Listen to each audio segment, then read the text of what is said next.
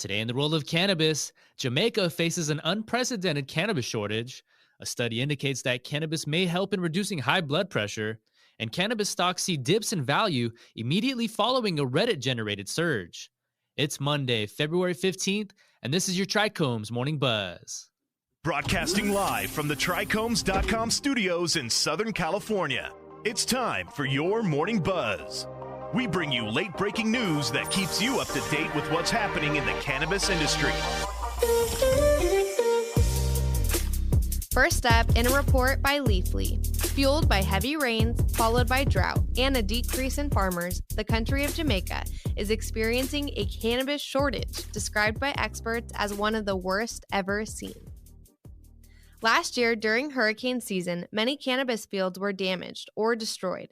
In addition, farmers in the region have said that COVID-19 safety protocols have not allowed them to tend to their crops in the evening.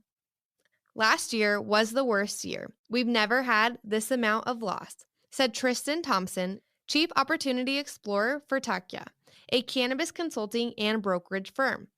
It is something so laughable that cannabis is short in Jamaica.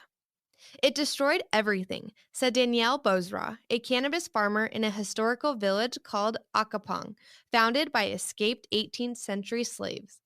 While Jamaica's Cannabis Licensing Authority has said that there isn't a shortage of cannabis in the regulated market, farmers and advocates are saying that legal cannabis available in herb houses cannot compete with the black market because it costs anywhere from 5 to 10 times more.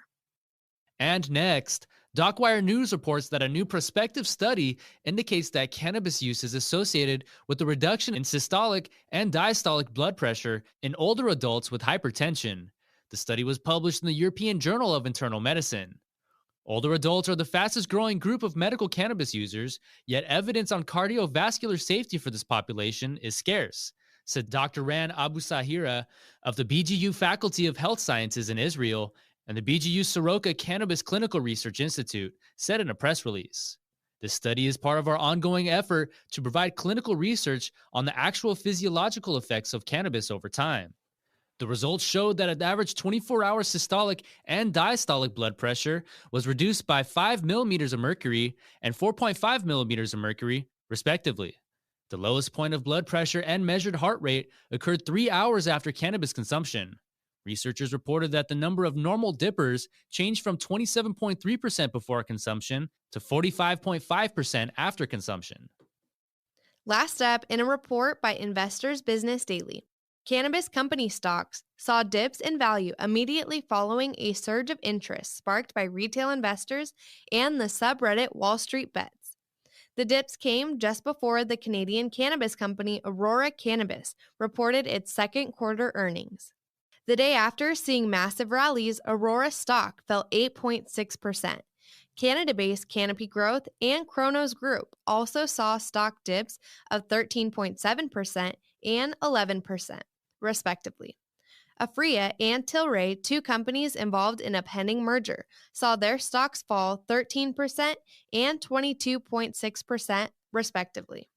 The same Reddit group responsible for the short squeeze seen with companies like GameStop and AMC last month helped stocks of Canopy Growth, Aphria, and Aurora Cannabis see jumps last Wednesday. Tilray saw the highest level of growth, surging 50% and lifting its year-to-date gain to well over 600%. And that was today's Buzz. Thanks for listening. For more cannabis news and insights from industry professionals and a place to discuss these stories and others, visit TRICHOMES.com. And be sure to check out all of our other cannabis industry-related podcasts like Hash It Out, The High Ground, or Careers in Cannabis, wherever you get your podcasts. For TRICHOMES.com, I'm Devin Leal. And I'm David Fortin. Catch you next time.